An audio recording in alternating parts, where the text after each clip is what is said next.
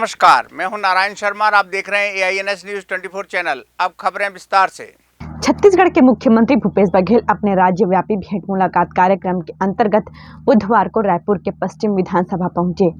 यहां उन्होंने विकास कार्यों की कई घोषणाएं की, जिनमें नए धन्वंतरी मेडिकल स्टोर और स्वामी आत्मानंद अंग्रेजी माध्यम स्कूल की स्थापना प्रमुख रही। भेंट मुलाकात कार्यक्रम के दौरान मुख्यमंत्री क्षेत्र के विधायक विकास उपाध्याय और महापौर एजाज ढेबर के साथ यादव परिवार के घर में दोपहर का भोजन भी किया।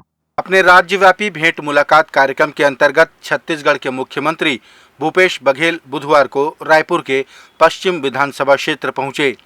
यहां उन्होंने क्षेत्र के विकास के लिए कई घोषणाएं की, जिनमें BSUP कॉलोनी में पेयजल और सीवरेज व्यवस्था का दुरुस्तीकरण और नए धन्वंतरी मेडिकल के साथ स्वामी आत्मानंद अंग्रेजी स्कूल की स्थापना शामिल रही। इस दौरान मुख्यमंत्री ने यादव परिवार के घर पर ही भोजन किया। उनके साथ विधायक विकास उपाध्याय और महापौर एजाज ढेबर भी उपस्थित रहे।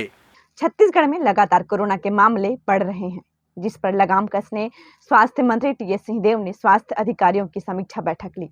इस दौरान स्वास्थ्य मंत्री ने जांच, इलाज और कोरोना पर नियंत्रण के निर्देश दिए। बैठक में पिछले 1 माह में कोरोना के कारण हुई मौतों पर भी समीक्षा की गई।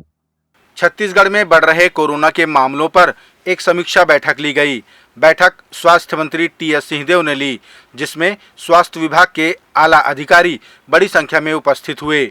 इस मौके पर स्वास्थ्य मंत्री ने अधिकारियों को अलर्ट रहने को कहा, साथ ही जांच, इलाज और बचाव के साथ नियंत्रण की सभी व्यवस्थाओं को दुरुस्त करने के निर्देश दिए। बैठक में 1 माह के भीतर कोरोना से हुई मौतों की भी समीक्षा की गई। बुधवार को रायपुर के पश्चिम विधानसभा में मुख्यमंत्री का भेंट मुलाकात कार्यक्रम था, जिसमें भारतीय जनता पार्टी से जुड़े लोगों को जाने नहीं दिया गया। इसे लेकर भारतीय जनता पार्टी के पूर्व मंत्री राजेश मूणत ने निंदा व्यक्त की। इस दौरान उन्होंने रामनगर के भाजपा पार्षद को थाने में बिठाए जाने पर भी आक्रोश व्यक्त किया। बुधवार को रायपुर के पश्चिम विधानसभा में मुख्यमंत्री का भेंट मुलाकात कार्यक्रम था, जिसमें उन्होंने कई विकास कार्यों को मंजूरी दी और गुढ़ियारी से कोटा मार्ग का नामकरण पूर्व महापौर स्वर्गीय संतोष अग्रवाल के नाम पर किए जाने की घोषणा की। लेकिन इसी बीच भारतीय जनता पार्टी के रामनगर पार्षद को थाने में बिठाए जाने से पूर्व मंत्री व पश्चिम विधानसभा क्षेत्र के भाजपा नेता राजेश मूणत आक्रोशित नजर आए। उन्होंने क्षेत्र के भाजपा से जुड़े लोगों को भेंट मुलाकात कार्यक्रम में जाने से रोके जाने पर निंदा व्यक्त की, साथ ही पार्षद पर पुलिसिया कार्रवाई का विरोध भी किया। आप थाने में ला करके बिठा दोगे जनप्रतिनिधियों को। ना हमने कोई विरोध की घोषणा की, ना हम कोई विरोध करना चाहते। हमारा तो ये कहना है, कुछ काम किया होता तो जनता को दिखता। जब कुछ काम ही नहीं किया तो हम किस चीज का इनका विरोध करें। लेकिन मेरे कार्यकर्ता को, पार्षद को घर में लाकर यहाँ उठा करके ला करके बिठाना, ये लोकतांत्रिक परंपराओं का हनन है, वो गलत है। और इसीलिए अब यहाँ बोलने के बाद में भी इस प्रकार की हरकतें कर रहे हैं, तो हम भाजपा कार्यकर्ता अपने पार्षद के साथ जा रहे हैं। ना मैं उस कार्यक्रम का विरोधी हूँ, कुछ किया हो तो विरोध करो।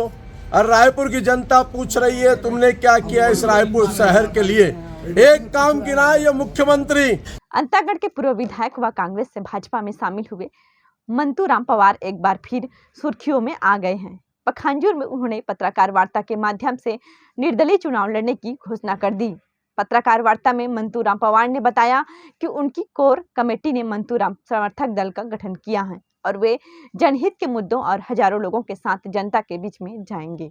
अंतागढ़ के पूर्व विधायक मंतूराम पवार ने कांग्रेस पार्टी छोड़कर भारतीय जनता पार्टी का दामन थाम लिया था, लेकिन अब वे वहां भी असहज महसूस करने लगे हैं। इसी दौरान उन्होंने पखांजूर में घोषणा की कि वे निर्दलीय चुनाव लड़ेंगे। उन्होंने बताया कि उनकी कोर कमेटी ने मंतूराम समर्थक दल का गठन किया है, जिसमें 15,000 सदस्य शामिल किए जाएंगे और वे शिक्षा, सिंचाई, रोजगार और स्वास्थ्य के मुद्दे को लेकर जनता के बीच जाने वाले हैं। देखिए, हमारे कोर कमेटी का एक गठन हुआ है, मंतूराम पवार समर्थक दल, और पूरे विधानसभा में जोनल कमेटी बन रहा है, सेक्टर कमेटी बन रहा है और बूथ कमेटी बन रहा है। कुल मिला के हमारा ये प्रयास है हमारे दल का कि अंतागढ़ विधानसभा में 10 से 15 हजार अन्य पदाधिकारी कार्यकर्ता को लेके हम लोग आने वाले 2023 के चुनाव मैदान में उतरेंगे और पक्का हम लोगों को सफलता मिलेगी। छत्तीसगढ़ सरकार द्वारा विधानसभा में पारित आरक्षण बिल को लेकर लगातार बयानबाजी देखी जा रही है। इसे लेकर मुख्यमंत्री भूपेश बघेल ने केंद्र सरकार को चिट्ठी लिखकर 9वीं अनुसूची में शामिल करने का आग्रह किया। भारतीय जनता पार्टी के प्रवक्ता व पूर्व कलेक्टर ओपी चौधरी ने इसे सगुफाबाजी कहा। उन्होंने कहा 9वीं अनुसूची कोर्ट में विचाराधीन है। छत्तीसगढ़ सरकार द्वारा विधानसभा में पारित आरक्षण बिल राजभवन में लंबित होने के बावजूद छत्तीसगढ़ सरकार ने उसे 9वीं अनुसूची में शामिल करने के लिए केंद्र सरकार को चिट्ठी लिखी है। इसे लेकर भारतीय जनता पार्टी के प्रवक्ता व पूर्व कलेक्टर ओपी चौधरी ने सगुफेबाजी कहा। उन्होंने बताया कि 9वीं अनुसूची कोर्ट में विचाराधीन है। चौधरी ने कहा कि राज्य की कांग्रेस सरकार स्वयं ही आरक्षण को लेकर अड़ंगेबाजी कर रही है। केंद्र को एक चिट्ठी लिख दी कि 9वीं अनुसूची पे उसे लागू कर दिया जाए, जबकि केशवानंद भारती बनाम अन्य का जो वाद है 1973 का और अन्य जो वाद हैं उनमें स्पष्ट किया गया है कि 9वीं अनुसूची भी कोर्ट में विचारणीय है अगर वह संविधान के मूल ढांचे के विपरीत हो। इसलिए ये जबरदस्ती की सगुफेबाजी और जबरदस्ती की ब्लेम गेम की पॉलिटिक्स करना भूपेश बघेल जी को बंद करना चाहिए। दूसरी तरफ मैं कहना चाहूंगा 76% आरक्षण के मसौदे पर बात करते हैं, लेकिन क्वांटिफाइबल डेटा आयोग के डेटा को राज्यपाल तक को नहीं देते हैं। पहले 82% आरक्षण का मसौदे पर राज्यपाल ने दस्तखत कर दिए थे, उसे विधानसभा के पटल पर ही नहीं रखा गया, बल्कि 27% ओबीसी आरक्षण के खिलाफ या 32% एसटी आरक्षण के खिलाफ खुद ही कोर्ट में याचिका लगवा देते हैं और जिनके कारण स्टे मिलता है उन्हें पुरस्कृत करने का पाप करते हैं।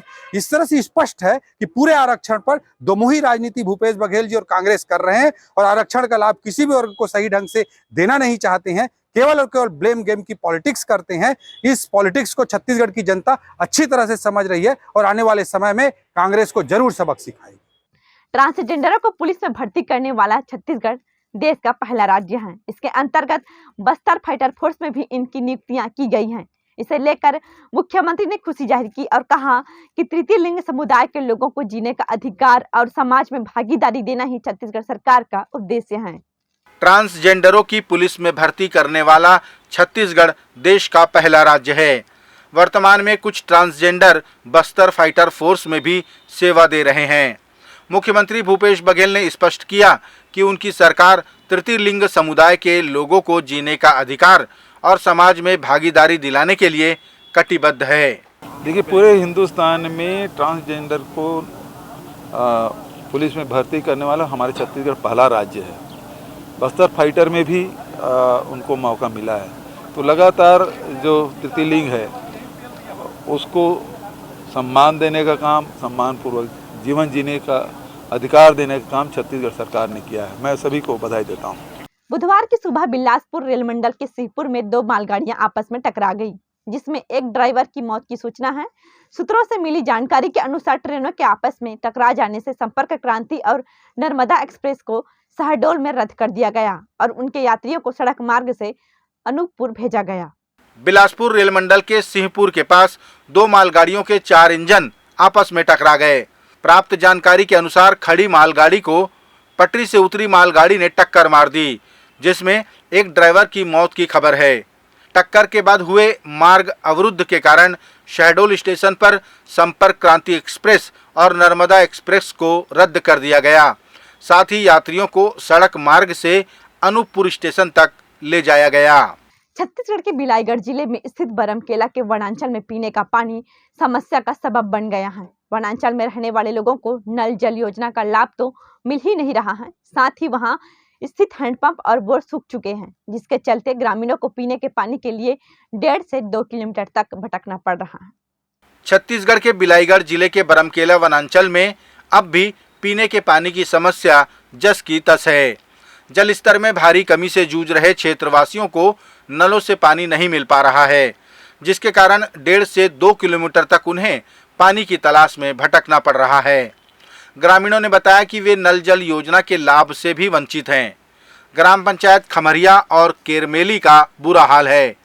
यहाँ के हैंडपंप और बोरवेल अभी से सूख चुके हैं। खमरिया जाते हैं, बस्ती जाते हैं, 1-1.5 किलोमीटर जाते हैं तो लाते हैं। छत्तीसगढ़ के लोक निर्माण विभाग में मुख्य अभियंता बने के पिपरी ने अपनी पदस्थापना के बाद दंतेवाड़ा पहुंचकर सपरिवार मां दंतेश्वरी के दर्शन किए और आशीर्वाद लिया। पिपरी ने कहा कि माता के दर्शन करने से कार्य करने की शक्ति दोगुनी हो जाती है। छत्तीसगढ़ के लोक निर्माण विभाग में मुख्य अभियंता बने के पिपरी बस्तर पहुंचे और मां दंतेश्वरी का आशीर्वाद लिया। इस दौरान वे सपरिवार दंतेवाड़ा पहुंचे और माता के दर्शन किए। उन्होंने कहा कि कोई भी नई जिम्मेदारी मिलने के बाद सबसे पहले माता के दर्शन करने से कार्य करने की शक्ति दोगुनी हो जाती है।